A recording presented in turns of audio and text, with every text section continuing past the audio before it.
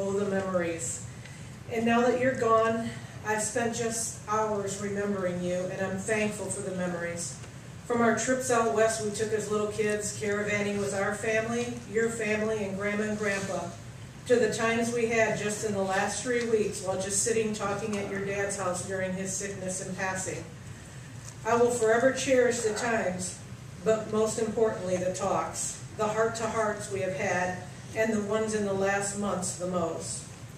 The one thing that hits me now in the midst of my grief is when you came to me before your dad passed and asked me if I could give you any help in preparing for your dad's passing. What I told you then is the same thing I know to be true right now as I grieve for your passing.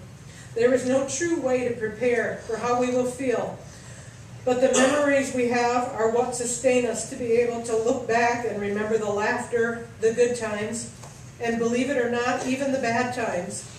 Because through some of the more difficult times, we grew closer.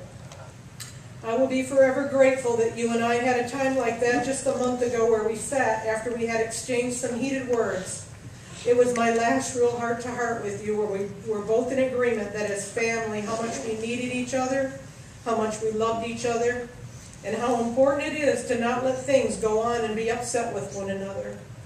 I will never forget how we ended our long conversation with hugs, tears, and a promise to one another to always be open to each other and never let a bad word or action get between us, because you never know. You have no idea how thankful I am that I did not leave the house that day without talking with you. It is something I think everyone can relate to, because we never know if we will get another chance. And had I not talked to you then, we would not have gotten that chance. You have been a great cousin and have always been kind and caring to me. And as I like to always remind you, not only were you a great cousin, but you were my older cousin. Rest in peace, my dear sweet cousin.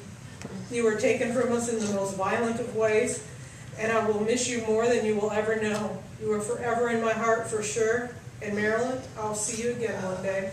I love you, Marilyn.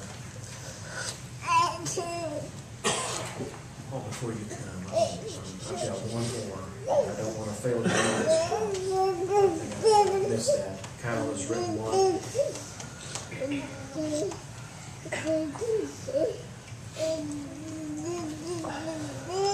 Kyle writes, "Until that day I'll think of you, the love we share, the memories too. Until that day I'll think of you, I'll try so hard in all I do. Until that day I'll find out why you had to leave and go goodbye. Until that day this is so, your family misses you more than you'll know. Until that day you'll be with him, your God, your Savior, new best friend. Until that day I'll see you there, you're in my heart, you're everywhere. Until that day." I will always cherish the moments Aunt Marilyn and I spent together, whether it was a few moments or a few days. She would always ask me, "How are you doing?" And no matter what, before she left, she would always look me in the eye and say, "I love you," and give me a big hug. I'll never forget the care she gave me without asking for anything in return. That is the care I will always strive to give to my family. I love you, Aunt Marilyn. Love.